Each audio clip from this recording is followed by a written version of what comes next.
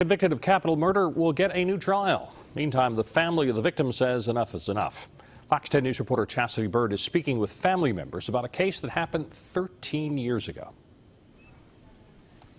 Jerome Jackson didn't have much to say today other than there is nothing he can do. Jackson's daughter was killed in 1995, and this week the man convicted of her murder, her husband, was given a new trial.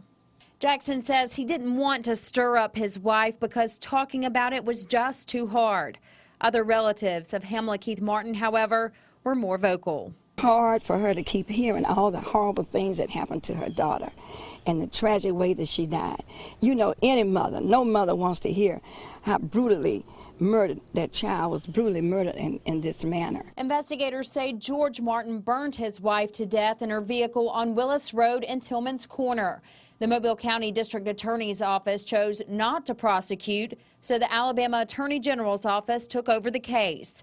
Shortly afterward, Martin's husband was arrested and tried for capital murder. Martin was an Alabama state trooper at the time. She's very hurt, and every time they come back with these trials, she got to live this thing over and over, just the tragedy of it. Last year, a lengthy hearing was held lasting almost 2 weeks where Martin's defense team argued for a new trial.